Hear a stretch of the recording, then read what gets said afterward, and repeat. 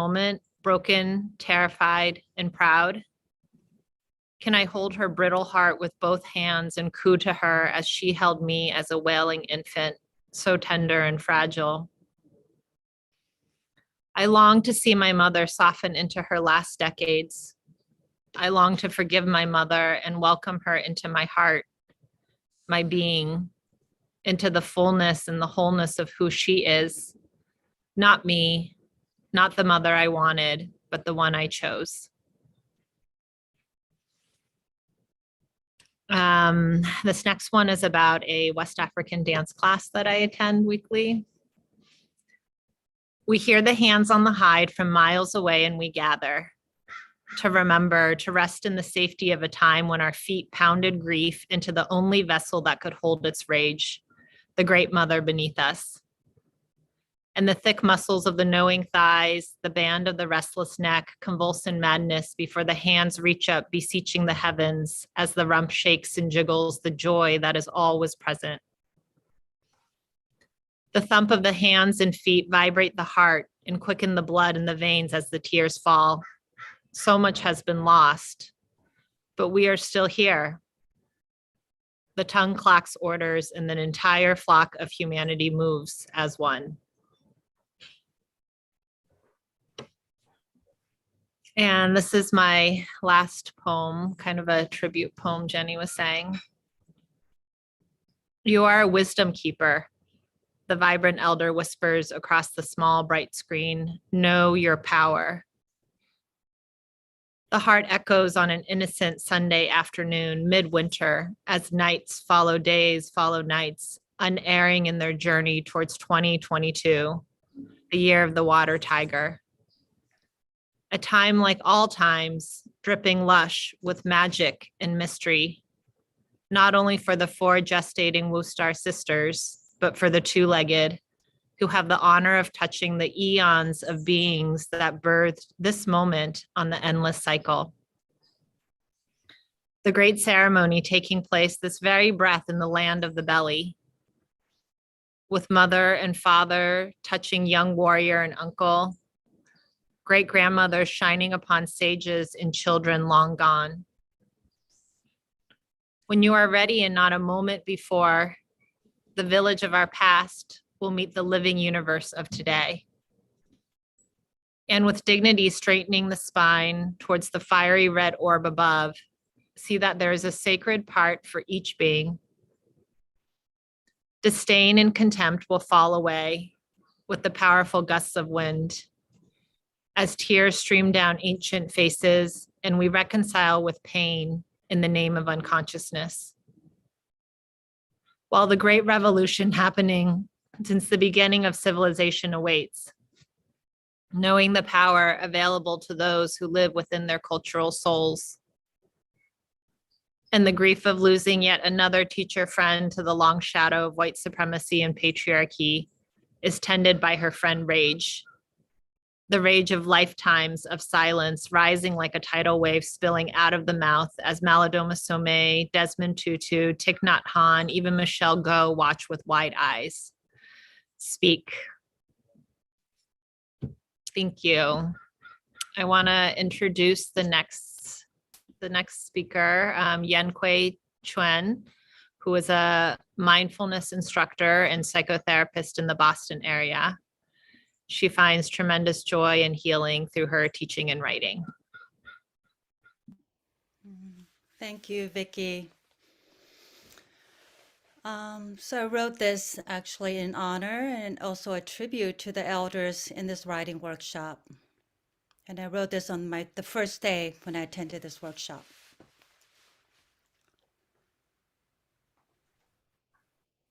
Tears flowed while watching these elders speak. These elders, I thought, who had mouths but no voice. Previously, only my parents and their sips, who worked at the motel, restaurant, and pizza shop. They talked of money, how much. Customers who don't pay. Customers will always want more. They talked of the old country and their American kids who don't understand. There they live day to day, hand to mouth. But here are elders too. White-haired, wrinkled eyes, flaccid skin, limp lips that purse and unpurse listlessly. They look like the elders I know. But all, here when they speak, combustions of fire and spice, of lives lived and worthy of examination. They care not for fluency and perfection. Aloud and unapologetic, their words burn and soothe, their mouths wide open. Words about self, prose, and poetry. Words about their nonprofits, social and political, teachers, mothers, breast cancer, aging, retirement, disability. Activism of the self, ancestors, and their children. Words about what they love and whom they love. Their wish for belonging, meaning, and place. Legacy and joy. Tears flowed while watching these elders speak. These elders, I thought, had mouths but no voice. Who are they? And who am I? How is it that these mouths know how to form words of my heart? How many years has it been since I felt heard and seen because of what I see and hear in front of me? Too many.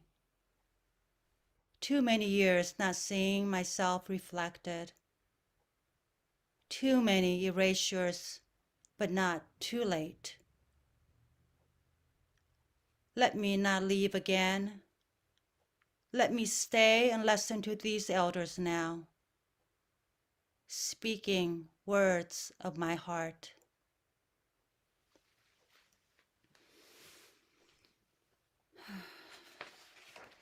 So thank you. And our next speaker will be Charlene Boomer. And Charlene Boomer Ignacio is a Bay Area artist, mother, sister, friend. She would like to thank all of you here and those who are not here. Thank you, Yankai. Holy moly. So there's this hole. Sometimes I'm all up in that hole. Sometimes I dangle half in, half out. Other times I'm looking at this hole from a distance like, there it is, right over there. Don't fall in. But that still doesn't stop me from diving head in first.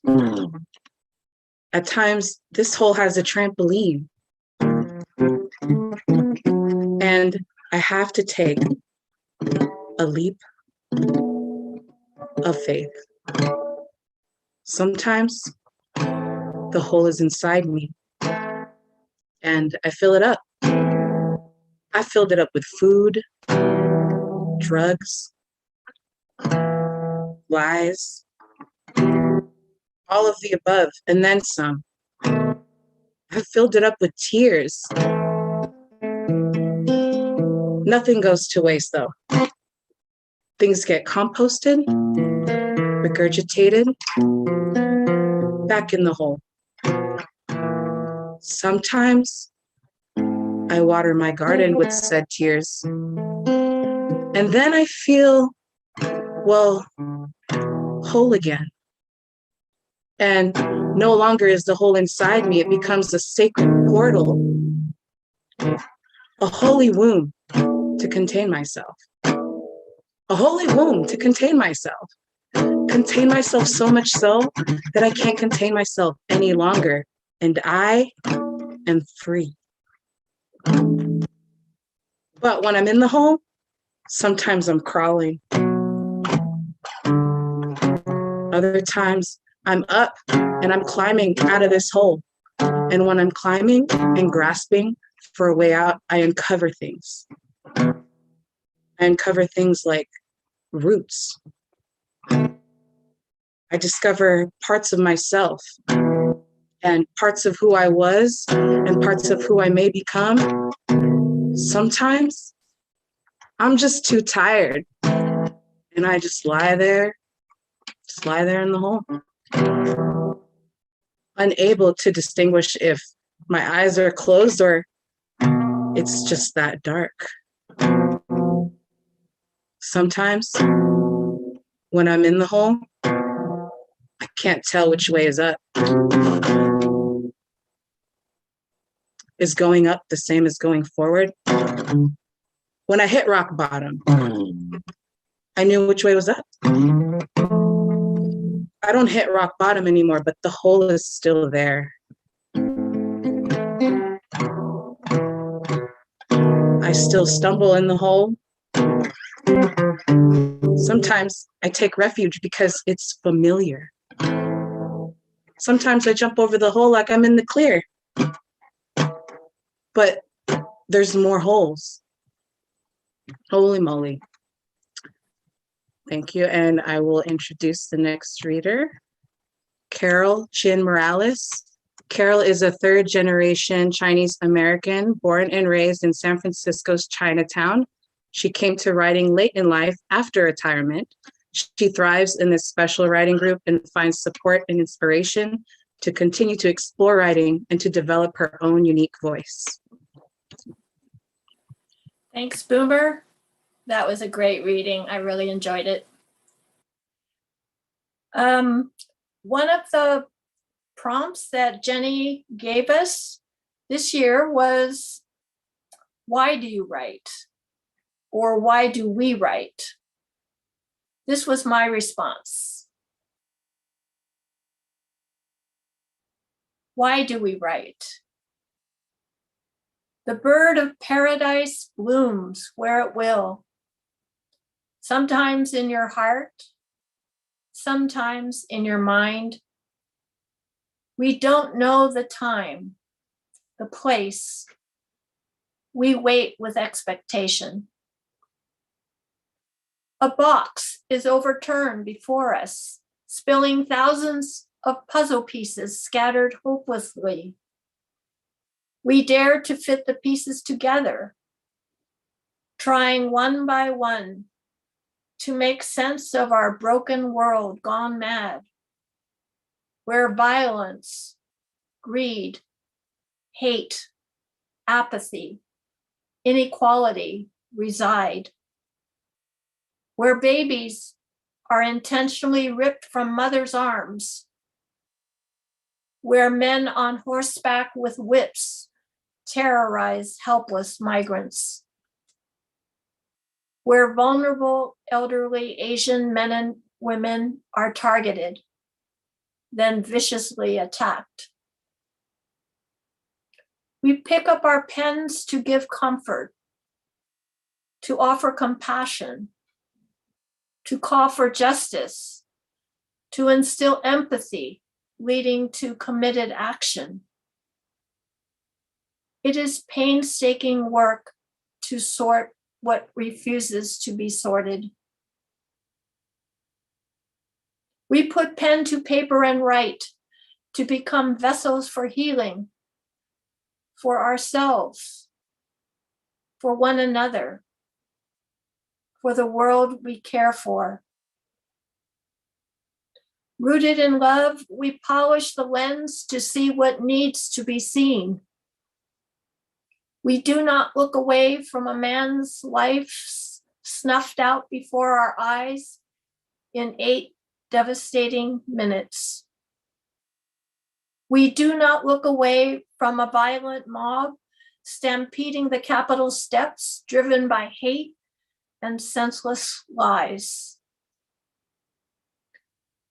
We do not look away from a vibrant young Chinese American woman who is tragically pushed off a New York subway platform her precious life taken too soon. Every detail of life and death, from the tender face of love to the ugliness of cruelty, glimpses of hope held hostage by despair, images of courage gutted by injustice. With humility, ourselves wounded in tears, we let it come and come. We write with gratitude so the world will realize its own fullness and its own emptiness. Just as a moon grows then wanes, its light illumining us even for a little while, its beauty is astonishing, its honesty transcending, its truth transforming. We are startled by the quiet clanging in our hearts. A gift is about to be given. We write. Thank you so much. It's my pleasure to introduce Lisachu. She is a Taiwanese American writer whose work has appeared in McSweeney's Internet Tendency, People Magazine, The Mercury News, The Plain Dealer, and anthologies including Cheers to Muses, Contemporary Works by Asian American Women, and Who's Your Mama? The Unsung Voices of Women and Mothers. She writes about family, food, culture, and community, and is working on a memoir, Hungry Ghost. Thank you, Carol. I am preparing for Lunar New Year. I imagine a feast with dumplings shaped like ingots, a steamed whole fish representing abundance, and long noodles for a long life. Maybe there will be a savory soup with marble-sized rice flour balls bobbing in the broth, or a whole chicken, its head and feet intact. I want to taste flavors that comfort me: soy sauce, sesame, oil, ginger, star anise. This year, like every year, I will follow the traditions to clear away remnants of the past year and make space for a fresh start. I will clean the house, sweeping out dust and dirt. I will display a bowl of oranges with green leafy stems attached. I will hang Chinese calligraphy, Spring Festival couplets on the doors. I will wear red for good luck. I want to set a table teeming with food that binds me to my heritage. I want to bridge the continents and cultures that shape me. I want to fill the language gap where my mother speaks to me in Taiwanese and I reply in English. I want to close the physical distance between where I live and where my ancestors are buried. I want to link my children to a small, sweet potato-shaped island they feel faintly connected to. When I was growing up, my parents called me a Yao Gui, a hungry ghost that scarfed down too much food greedily. In Buddhism and Taoism, it is a creature burdened with unmet desires and relentless yearning. That is me, restless, seeking, and searching. I crave and consume. I hoard information. I subscribe. I open all the tabs. I gorge on popular culture and the news. I rage at my screen after reading another story about anti-Asian violence. Grandmas being accosted and assaulted. Our elders are being attacked. Young Asian women, fetishized, exoticized, over-sexualized, are being murdered. They hate us, my mom says to me. I am Asian. I am American. I am not a tourist. I'm here to stay. I devour the words and gestures flung at me. I absorb Ching Chong and Dragon Lady and Tiger Mom and Kung Flu. I take the slights and slurs and swallow them raw. But maybe next time I will seize them, squeezing them in my fists until blood runs down my arms. I will slice them with a cleaver. I will braise them in rice wine and black vinegar. Or maybe I will fry them in a wok with scallions. The oil will glisten my lips as I chew the flesh, skin, and sinew. I won't spit out the gristle, bones, cartilage, and claws, stringy strands and jagged edges. Sweet, salty, bitter, or sour, I will eat it all. I am insatiable.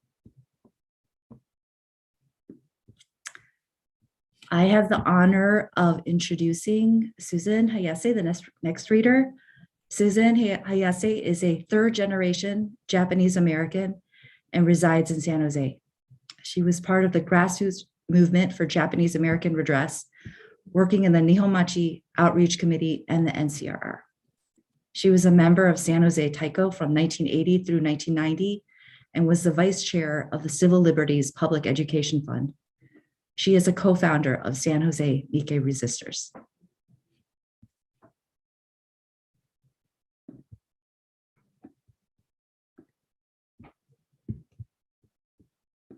Unmute myself. Oops, sorry.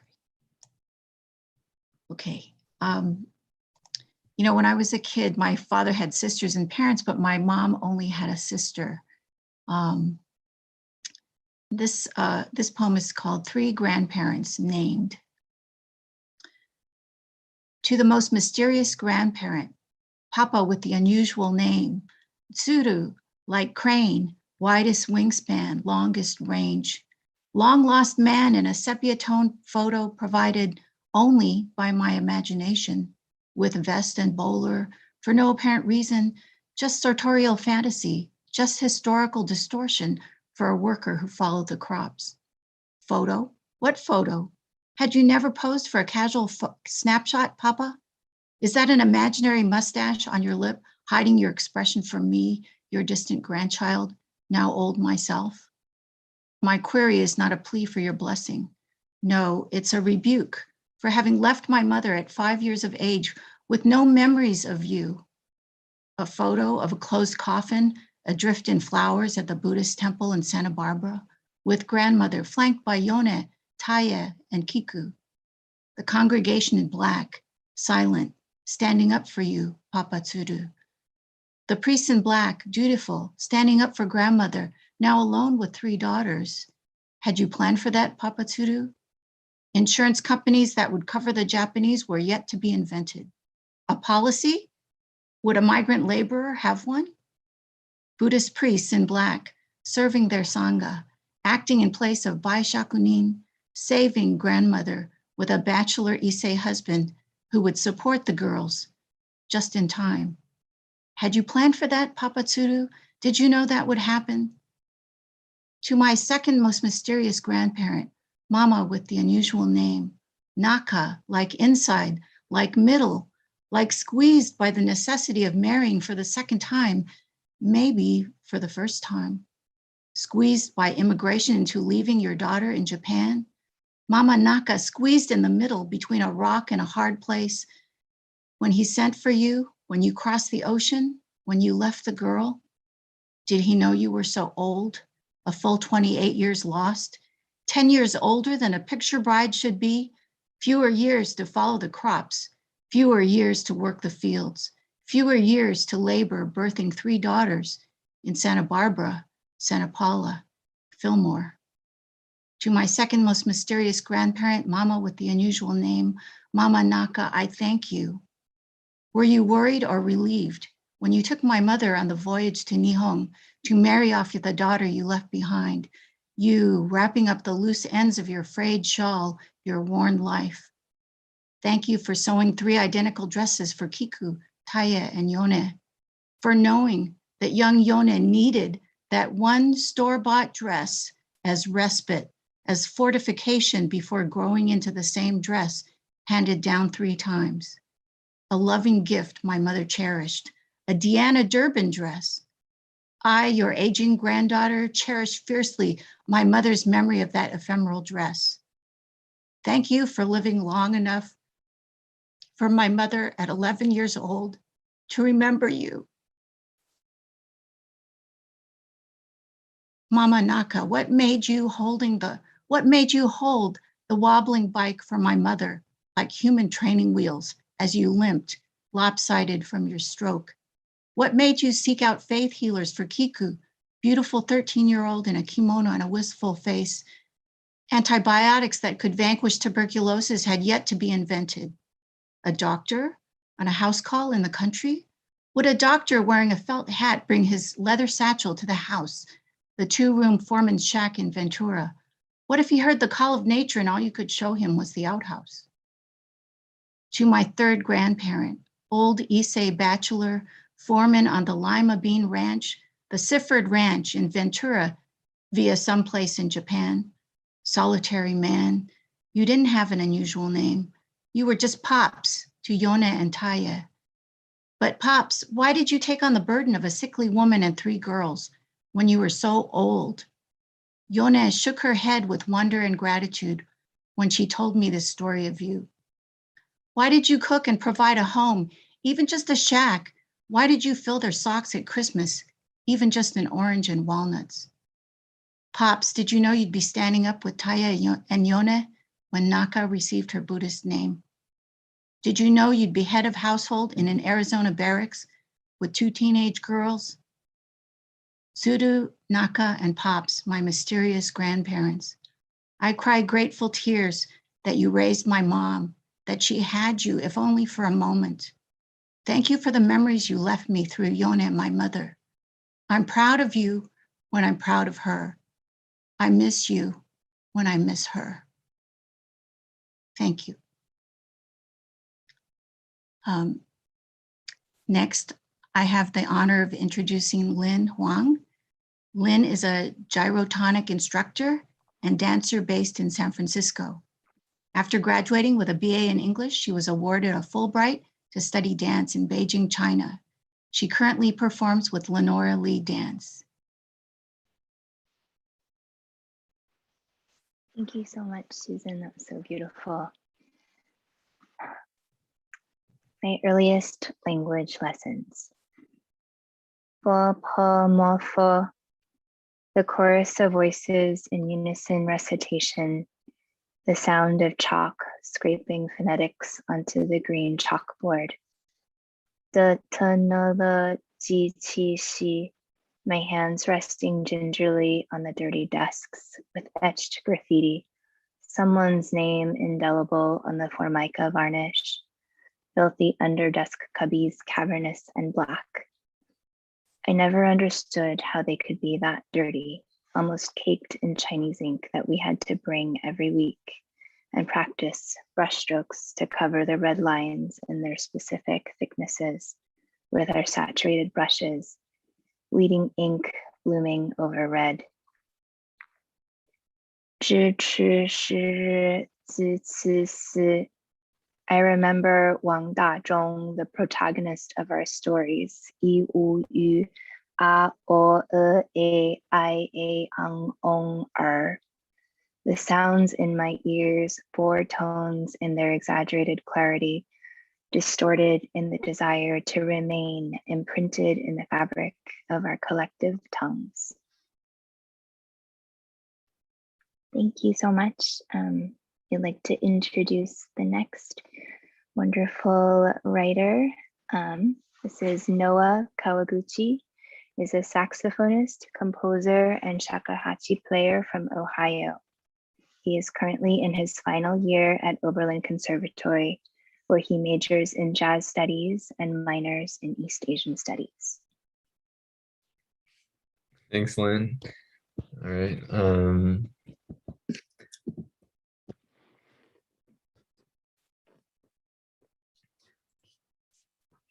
Makashi Makashi, or in other words, once upon a time, or something like that. There was a young boy.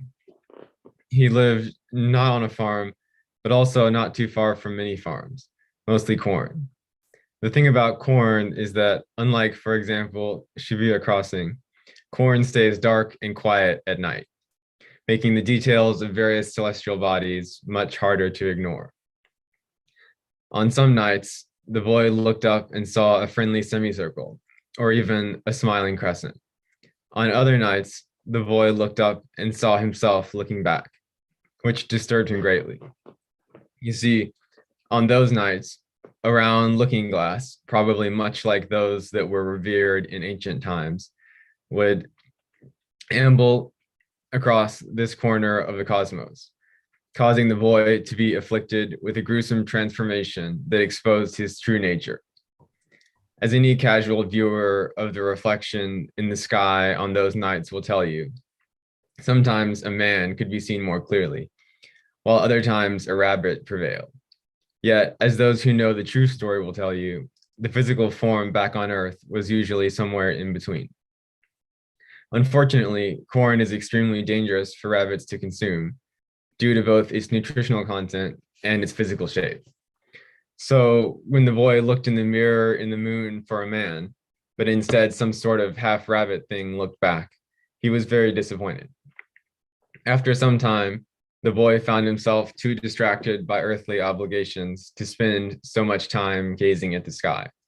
And whenever he did catch a moment to look up, he rarely saw much more than craters.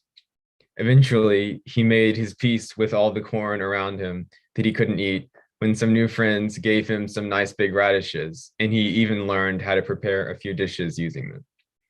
But every now and then, on particularly clear nights, the two heavenly figures return to peer down on the boy, and the were-rabbit resurfaces.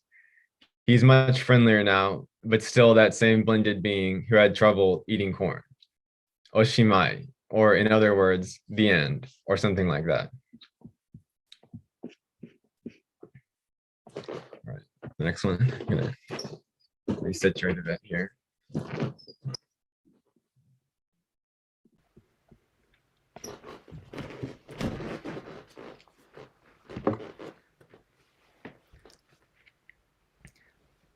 Why do I write?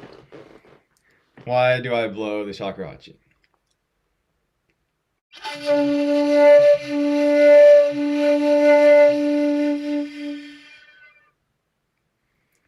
The pen, like the flute, never lies, even when I try. Even when I don't want to ask why I write, it tells me. With every blip, every imperfection, shouting whispers of everything I pretend not to admit to myself.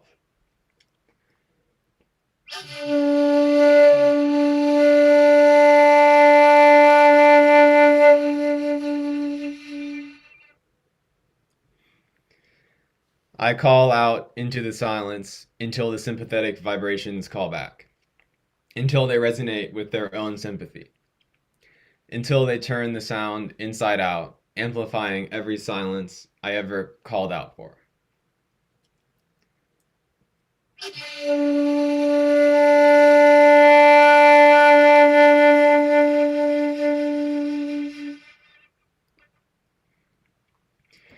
And when that time comes, I'll pause for a single impenetrable moment, then turn the page. And then for this last one, I'm gonna share my computer. Oh, can someone let me share?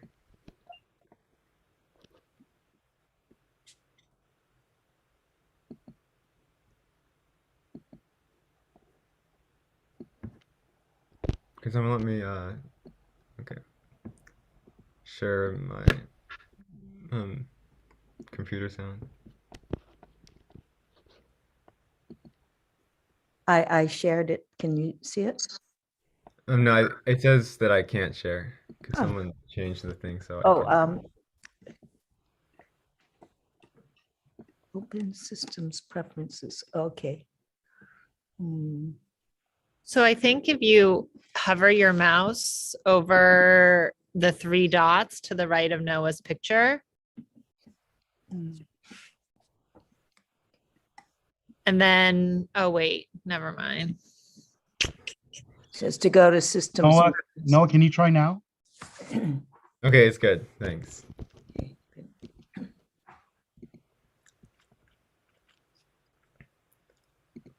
All right.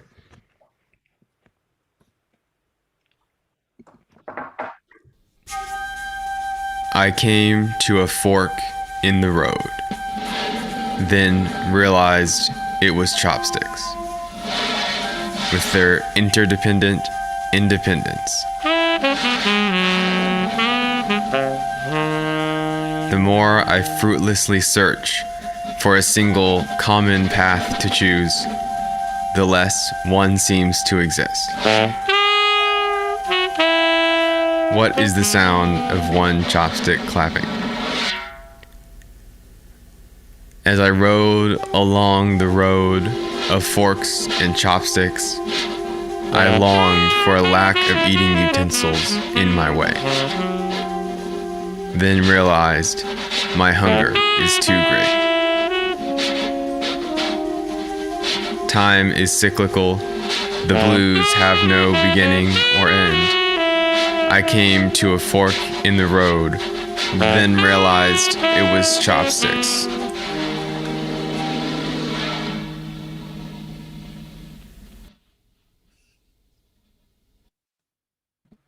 All right. Thanks, everyone. Next up, we have Susan Kitazawa, who writes for herself and for others who couldn't quite figure out where we and our stories fit into the larger picture. She hopes hearing our stories will encourage others to share their stories too. Thank you very much, Noah. And it's just such a delight to be part of this group. And thank you to everybody who's tuning in to listen to us. A word of explanation before I begin reading my poem. And I just want to say that I Justify. Sorry, Not checked.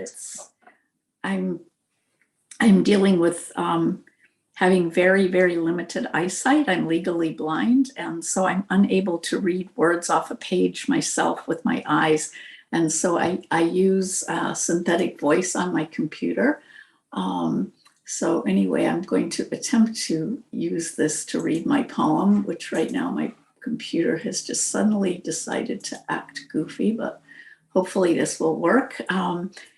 And for those of you who maybe have trouble listening to the synthetic voice, sometimes it helps if you close your eyes and just put all your attention on your listening. My poem is called Locked Away.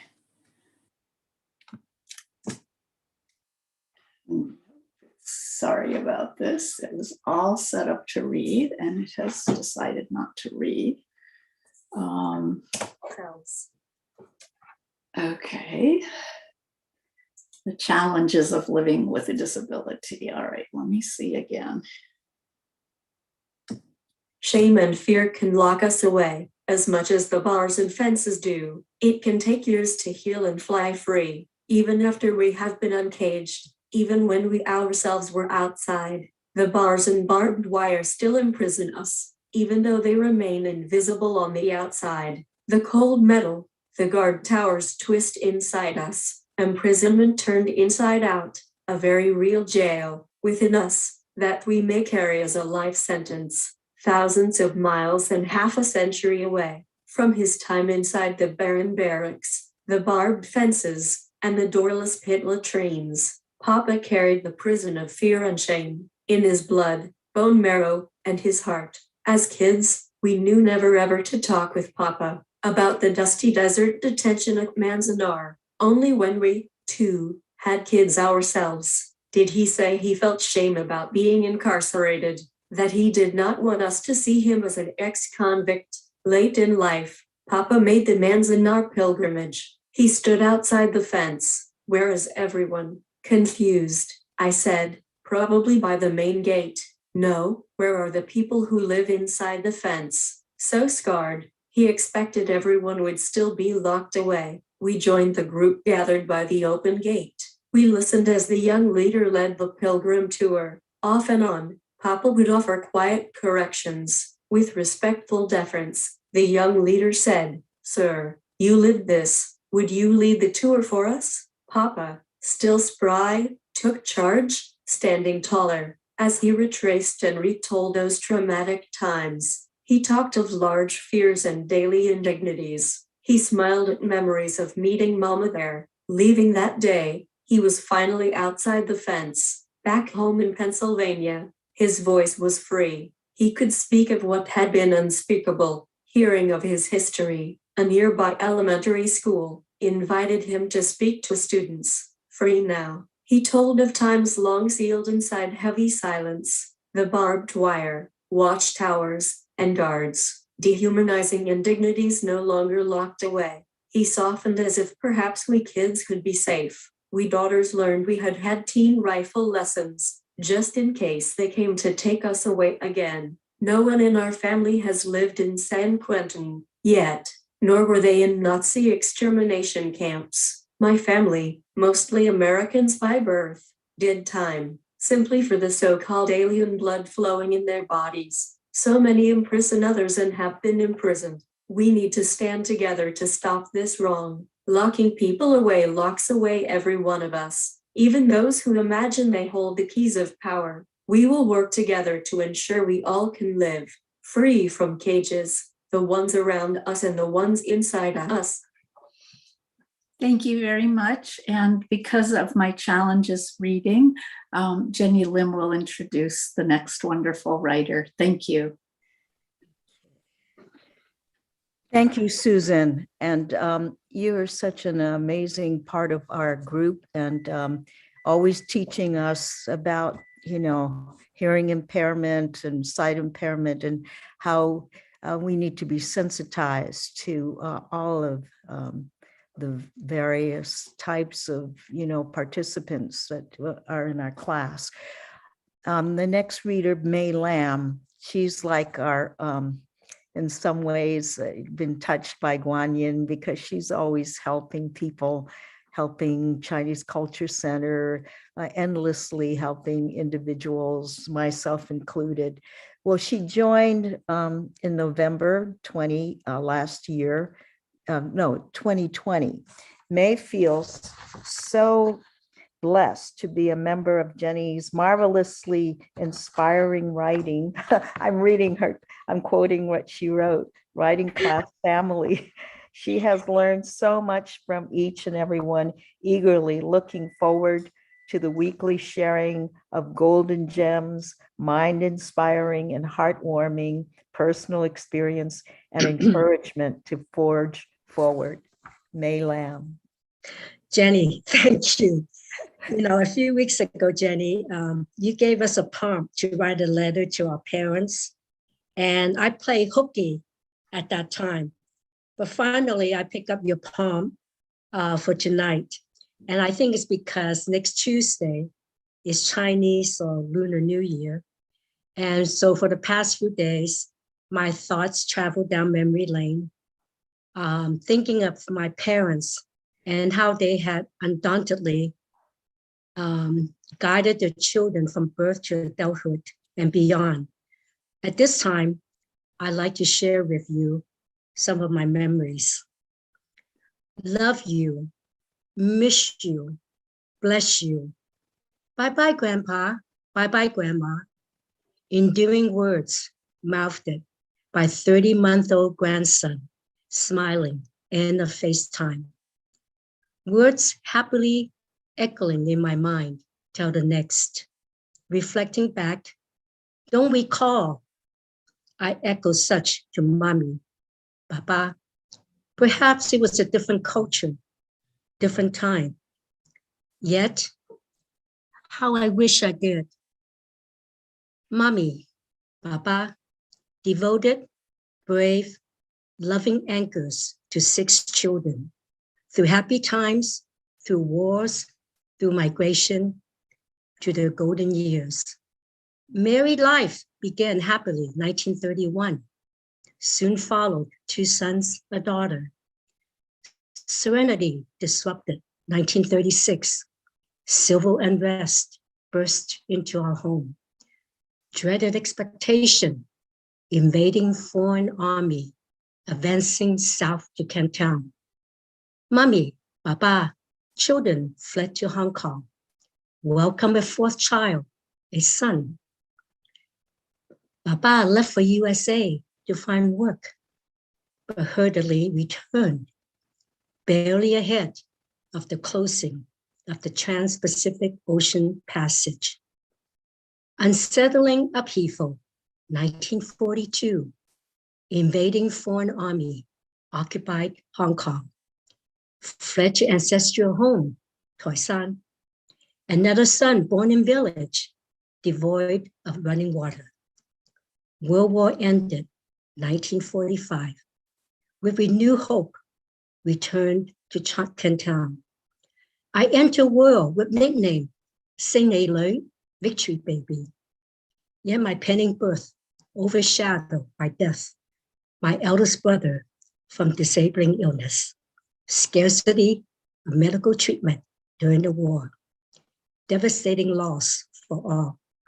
Mommy retreated into her world, Papa lovingly at her side. Prosperity mixed with silent grieving, soon engulfed by another challenge. May 1946. 4 years of worn-out civil war, almost ending, with new government, Chinese government, gaining control of China. Family again, hurriedly fled Canton to Hong Kong.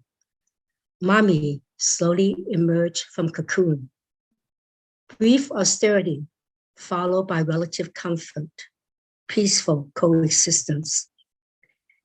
Concern about Chinese government across the border, pondering college education for 3 elders, prompted Papa seek a better future for family in USA, where he had lived for 10 years. Rhode Island, age 14, not knowing a word of English. Grammar school, college, returned to Canton, 1930. When interviewed by local American journalists about future, without hesitation, he replied, I will use my new professional skills to help rebuild my homeland. October 1955, my first cruise aboard the US President Cleveland, an 18-day journey into the unknown for barely a 9-year-old, stopping at Kobe in Yokohama, first glimpse TV, eating noodles at Japanese restaurant. Honolulu, greeted by relatives, dim sum. Excitement preceded sighting Golden Gate Bridge. Gamsan, Go Mountain, peeked through the fog. Disembarking, met by Papa's college classmate. We 7, luggage, 2 drivers, snuggled into a station wagon and the truck, off to Placerville, a sleepy town of 3,000 on foothills of Sierra Nevada mountains. My sharing ends here. Regrets were many, part of human nature. Remembering and learn from the past. Start afresh with a new lunar year. Time is fleeting. Freely demonstrate love to others, especially family and friends. Mommy, Papa, love you, miss you, bless you. You live in my heart. Thank you for listening. Now it is my pleasure to introduce the next reader, Leslie E. Marata. And this is how Leslie liked to be introduced. I write, lest I forget, lest they forget. Light worker, jewelry designer, story quilter. Take it away, Leslie.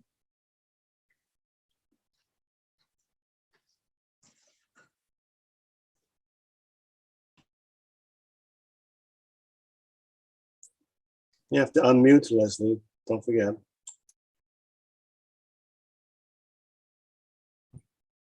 Okay.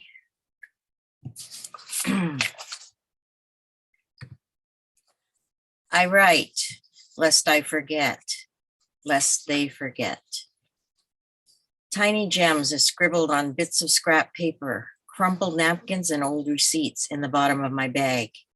scattered piles in my abode. Broken pieces of nightmares and dreams, mirrors of my soul, yearning to be whole. Tasty morsels for my thirsty taste buds. A banquet when pen meets the paper. Next one is flight. I fly without wings in my dreams, living between two worlds and the spaces in between, in search of others like me, speaking the light language, no need to reply. If by chance we meet, knowing our true purpose, dancing through time and space, as you swirl away in a gust of wind, like a dandelion seed needed elsewhere. The next one is Hoji Nui, an empty bamboo knot, no brains in the hollow spot. Laughs too loud, talks too much, too friendly, too sassy, too woo-woo. I'm a round peg being pounded into a square box. Nope, I won't. I'll never fit. Lots of spillage keeps on oozing like overfilled batter baking in a cupcake pan. Air bubbles bursting, expanding and contracting. It's a lost cause, that girl. How's she gonna make it in this world? She gotta do it her own way, mixing the old ways with the new. But actually, she turned out okay. Thank you.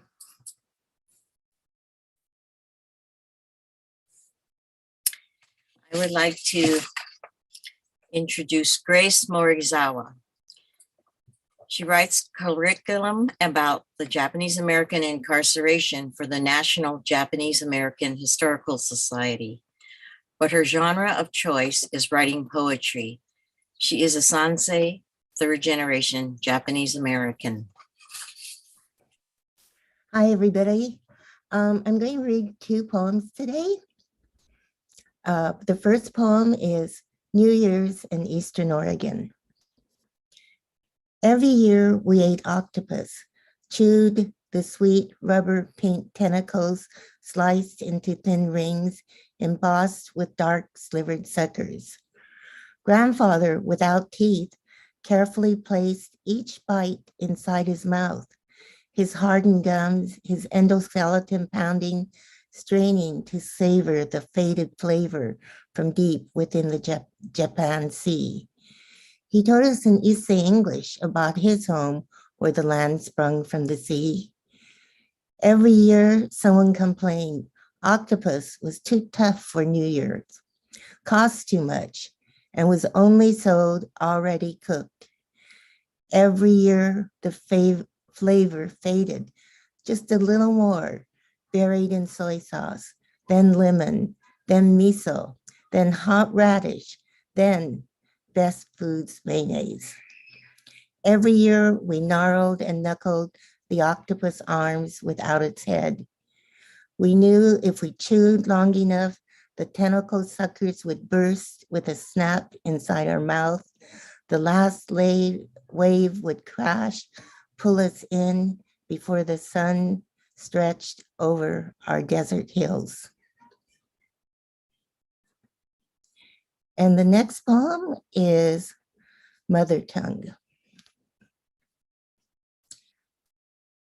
My parents evicted from their homes, mom from Yakima, Washington, dad from Los Angeles. They left not knowing where they were going, not knowing what came next. Neighbors too scared to talk with them or choosing not to speak or lashing out hostilities, shutters close. No one came to say goodbye. They brought only what they could carry as instructed, to include what the government ordered: bedding, eating utensils, dishware, toiletries, no room for dogs or cats or violins. My father carried a harmonica and his father's ashes. My mother carried seeds from her Yakima fields. They dressed in layers, leaving the best for last. They piled on so much clothes, they might have walked stiff-legged without rhythm. But they were young, their muscles flexible, they had pride. They walked with grace and dignity. Only when you weren't looking were their shoulders hunched, warding off the blows of racism and government power. Don't let anyone kid you. Life behind barbed wires and guard towers was horrible, oppressive, and whitewashed in English. Don't let the photos of camp dances fool you. My parents could dance to In the Mood and sing songs of sorrow in Japanese. My father would write haiku about the sun and streaks of blood in Japanese. Don't forget, the last song at any dance was Don't Fence Me In. They didn't hug, but looked at the horizon, leaning against each other. In their bones, they spoke Japanese. In life, English. They lugged only what they could carry. The soldiers didn't know they carried 2 languages, a world of untranslatable Japanese, of gaman and kokoro. In prison and camp, they said shitaka ganai and looked at the sunset, beautiful in the desert sky. They told me my first word was denki. I pointed to the light hanging in their LA apartment, nestled in my father's arms. Better than mama or papa, a story they told with pride, free in Los Angeles. Once I could sing Silent Night in Japanese and read it too. When did it start, losing the language of heart and body? I can barely hear it, whispering like the wind, fouled by the scorch of assimilation. The language of my grandparents and parents, alive 100 years ago, fades in modern Japan. The language of my grandparents and parents enlighten their spirit in an ugly world. The language of my grandparents, untranslatable. I want to grind my bones, mix a potion, reach back to master my forgotten tongues and bring them into the light. Thank you. And it's my pleasure, my great pleasure to introduce the wise, gentle, and prolific Leon Sun. Leon is a San Francisco-based visual artist writing his memoirs from growing up in China, Hong Kong, and life in America.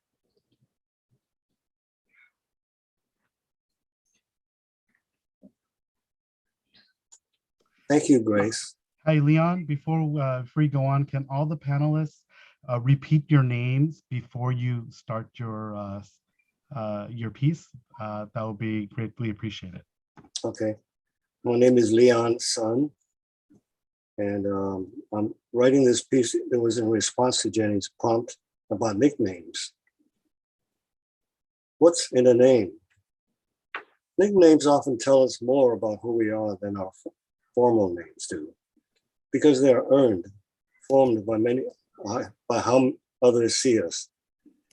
Nicknames also reflect the changes we go through over time. As a kid, my nickname was Dong Dong. I don't know who gave it to me. My mother said, it was probably somewhere in your father's side. They're from Shandong, you know. So people called you Xiao Shandong. And because you were a little kid, it became Dong Dong. Even though I was born in Shanghai and have never been to Shandong, I was proud of my Shandong heritage. I got it from hearing my father and grandfather talk about our ancestral home, our Lao Jia. The pride in their voices nurtured my sense of self. Sadly, though, that was the only time my name was linked to a place. As I grew older, Dong Dong became Atong, but after we moved to Hong Kong, it got left behind along with everything else in Shanghai. In the hustle and bustle of cosmopolitan Hong Kong, Dong Dong sounded out of place. And all through my teenage years, I never picked up a new nickname. Even my formal Chinese name seldom came up in everyday use, as I was sent to an elite English-only British school. Eventually, everyone came to call me Leon. A few of my Chinese friends gave me Chinese nicknames, but they never stuck. Guess I didn't hang out with them enough. I was too busy lusting after all them guaimuis at our school. Good thing I didn't get a nickname for that. In America, all my Chinese names fell by the wayside. English became my first language as I started thinking in English. Dong Dong was someone I had long forgotten. Until one day, my older cousin unexpectedly came out of China. The Cultural Revolution had ended and the country opened up. No one ever thought that would happen. But there he was, having leapfrogged over 30 years of separation and still calling me Atong, like my aunties and uncles did back in Shanghai. For a brief period, I called him by his old nickname, which was simply Little Big Brother. But soon I gave in to calling him by his English name, Hank. We both felt awkward, pretending we still had a connection to a painful and disjointed past. He and his family had suffered a lot during the Cultural Revolution, while I was here in America, dreaming of revolution and idolizing Chairman Mao. I couldn't begin to explain to him how I came to be that way. Sadly, our nicknames had become markers, separating our irreconcilable stories. Before long, we went our separate ways, each absorbed into different corners of America. I've lived in America now for the 2/3 of my life. I have an American-born wife, a son, and 3 grandchildren. I've made new friends and found new community.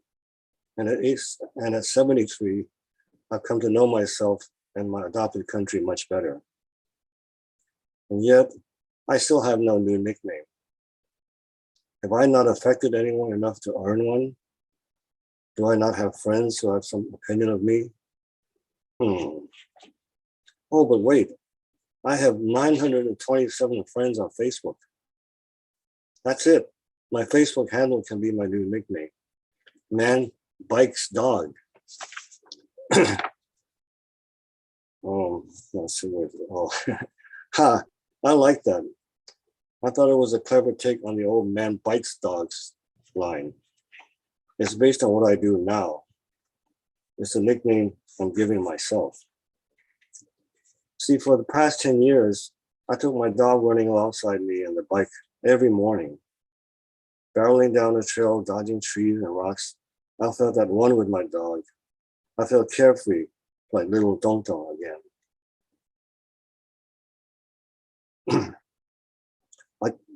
Locals have cited me many times. Hey, didn't I see you guys in the park the other day? Or, yeah, I think I've seen you two in the headlands, like on the Memoir Trail, right? I was so proud of that. I imagine people saying, hey, look, there goes that old Chinese guy with his bike and dog again. And I would say, yep, that's me, all right. I am Man Bike's Dog. We live around here. San Francisco is our home. And this is my dog, Nikki, also known as Dharma Dog. Now, how he got that nickname is a story for another time. Thank you. And our next reader is Andres Tangalyn. He is a retired K-12 educator and participating in lifelong learning. Go, Andres. Thank you, Leon. I will share 2 poems. The first Andres, could you repeat your name before you start? Thank you. Sure. My name is Andres Tangalyn, and I will read 2 poems.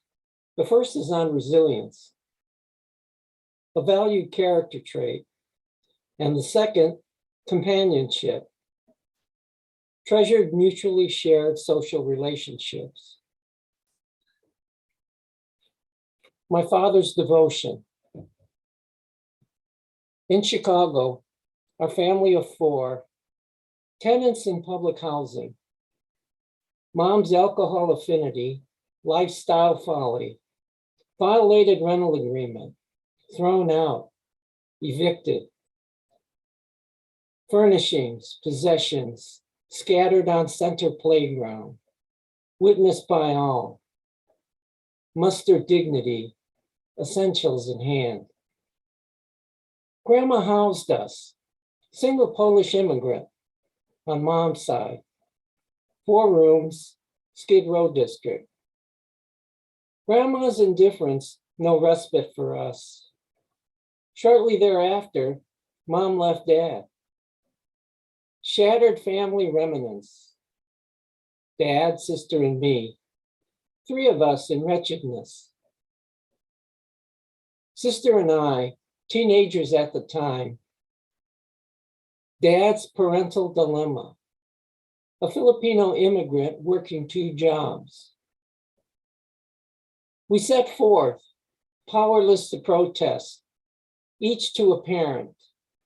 Sister with mom. Dad and I left town. Quintessential pragmatism. Forward, moving on. Teen life with dad challenged his patience. I matured, found purpose. Dad's solo life refashioned. Dad immigrated at age 20. Music, his ambition. Concert, violinist, hopeful. Pressure fingers broken. Dream crushed. Didn't look back. In time, sister joined us. Family values, no regrets. Love you, Dad. Friendships. We engage in spirited unions, sharing life's expressions. Aging memories change. Bonds remain true. Valued friendships, like well-worn treasured books, their spines and glue secured together.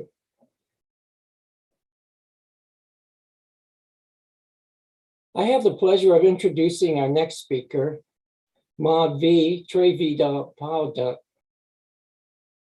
Pronouns they, them, writes and dreams their inky ritual of reflection on Ramatu Sholoni land.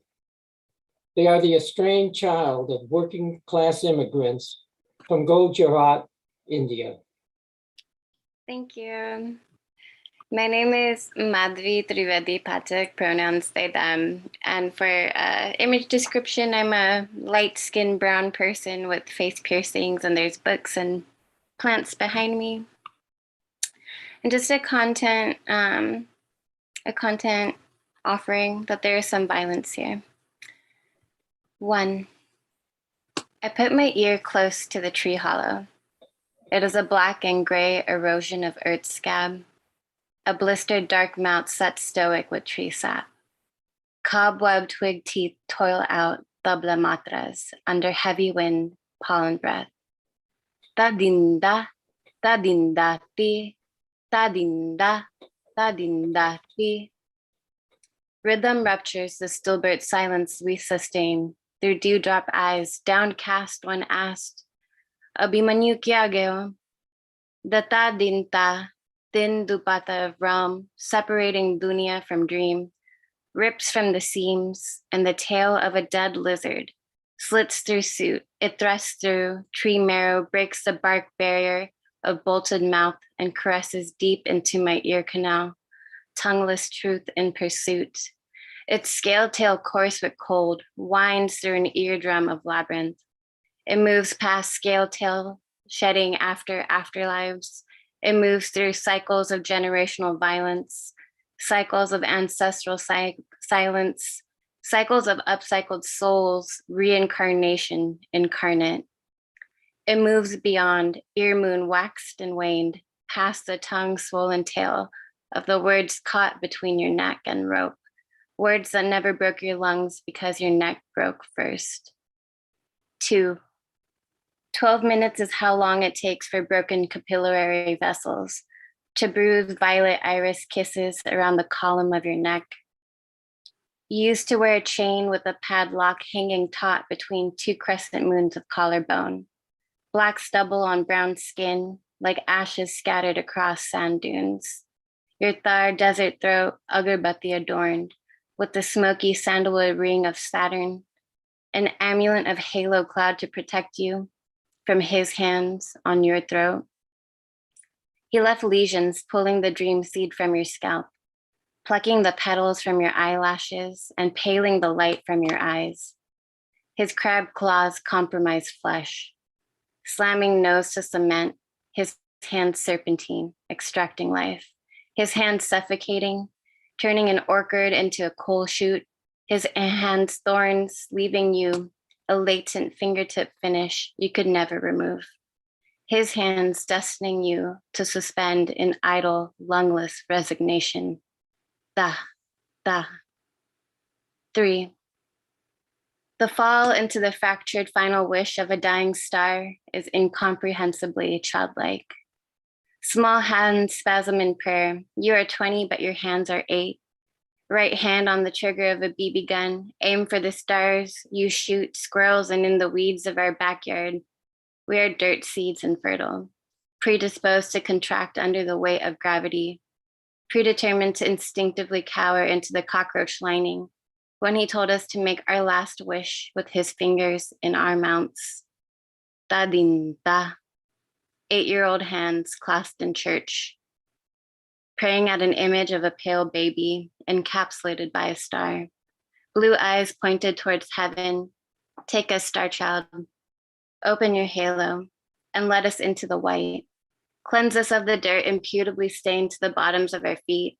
Wash away the sin we must have committed to have our brown eyes downcast into all the timeless waking from blackouts under starless sheets with wishes and with no wishes. And now your eyes roll upward to know God. 8 cervical vertebrae lose function to Newton's law of nerves. An electrical cord furrows deep into your neck, constricting breath, thrusting tongue out of clenched jaw, convulsions that reject mercy. And now light is cast across constellations. And now Star Child forgives. You are always gentle, even when small animals died. And 4. I press into the hollow, past tail and tongue, listening to the old scars that slash bark for a message from the other side. I listen for your voice, crossing over from coroner to cremation in windswept verse. Lungless resignation, exhale, exhale, expire. This is where the ships wreck, where sodden sediment remains in grains of sand. This is where sour grass grows in shadows that yearn for sunlight's nectar. This is Land's End, where heartwood bleeds out the stories caught in knots of trees. An unnatural atrophy turns into manila folded autopsies. This is the graveyard of shipwrecks, limbo of last rites. Land's End, where strangers walk past trees unknowingly of boughs cut deep with ligature marks, and hear the wind carries cries over from past lives. The foghorns at Land's End replace the ta din ta ti, tabla of your heart, leaving the last gagged breath linger with the song of seething bees. Thank you. And I will be introducing Don To, a retired physicist who had his first glimpse of Tai Chi as a young boy in Hong Kong. This lay dormant for 40 years until he picked it up as an adult and then as a senior citizen. Thank you, Amadi. My name is Don Tao. The name of my poem is View from the Balcony. This describes an incident that occurred when I was a young boy living in Hong Kong. Our apartment overlooks the Happy Valley racetrack. As a matter of fact, the apartment has a balcony which overlooks the Happy Valley racetrack. And that's why the name of the poem is View from the Balcony. Hong Kong's Happy Valley Racetrack, 1952. An old man practicing Tai Chi. Day in, day out. Every day, rain or shine. A frail old man transformed. A man of vitality, determination, and discipline. Unforgettable image dormant in a young boy's mind. 46 years passed, starting learning Tai Chi 1998 in China, US, Hong Kong. Became a part of my life, understanding constant changes, defense and offense, softness and hardness, slow and fast, internal and external, mindfulness and meditation, mental and physical. Now an old man myself, trying to be as determined and disciplined as that old man from 1952. Since I'm the last speaker, I don't have to introduce the next speaker, so now it's the Q&A. Okay, here we are. Let's see. I'm going to go through the chat and see. We did have a question about interviewing genealogy. It's the question is, if it's something new and would like to go back in genealogy during online time, do you have suggestions where to research? Some of you who have used genealogy in your stories, who would like to address it?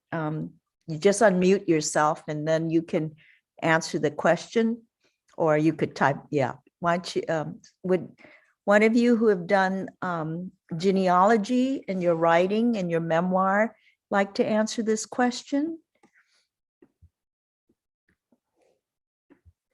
How about Leon? I'm gonna appoint people. My genealogy is all in his hard drive in here, and sometimes it doesn't work. But I've done one of those National Geographic genealogies that didn't really tell me anything except that I may have been a Mongol at one time, so that tells me a whole lot. So I'm afraid I don't have much to answer on that question. All the records of China are inaccessible to me, and I can't read Chinese, so it's a lot of disadvantages. So I just relied totally on my memory and from what my mom told me. Well, I know you.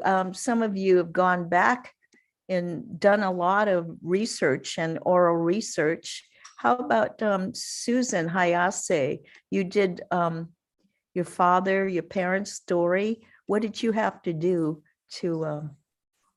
Yeah, I'm kind of like Leon. So I know what I told what I know from what my mother told me. But I did Google my grandfather's name, and I found out how old my grandmother was when she came as a picture bride.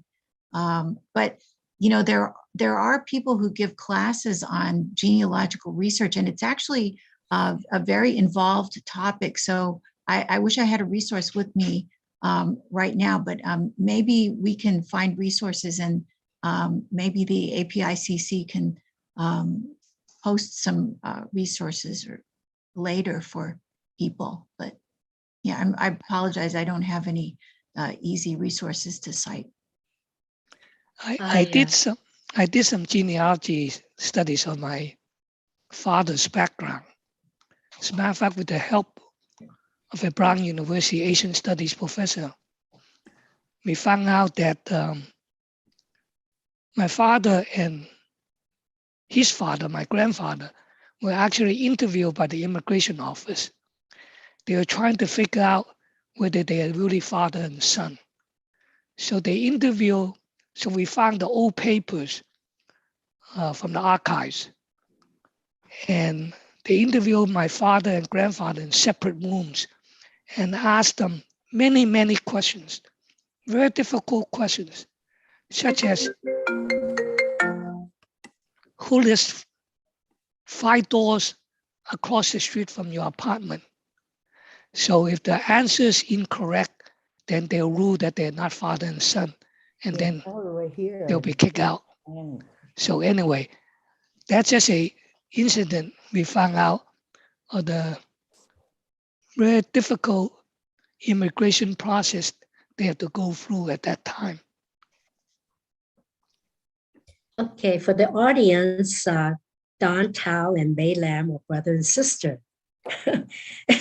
I depend on my older brother, plus the other 2 older brothers for historical information about our family roots. But I don't have any professional or experience to share with you, but I do have a personal sharing. And I like to speak to the young people, the young classmates, and the young audience. This is the time, if you haven't done so already, for you to really communicate with your elderly relatives, to get their history, to get your family ancestral history directly from the horse's mouth. Because for many of us, our ancestors may have come with different names, and it's very difficult to match those names with the names that we know them. So if you go to the Pacific Archive, like in San Bruno or somewhere else, it's very hard to do that. And I know that actually my older son went through the Roots program through the Chinese Cultural Foundation in San Francisco. So it's not easy, but so again, I see so many young people in my class that I hope that I know that you're doing it, and like Hungry Ghost, you're writing that, Lisa, too. It's really terrific. I regret that I really didn't take a recorder to my parents and tape tape their life story, and until it was too late. So that's all I have to say. Okay, one last question had to do with, if doing interviews with elderly, how do we create mutually constructive conversations for the conversations with mindfully not being transactional? Would someone like to talk about that, who have done interviews with elderly people?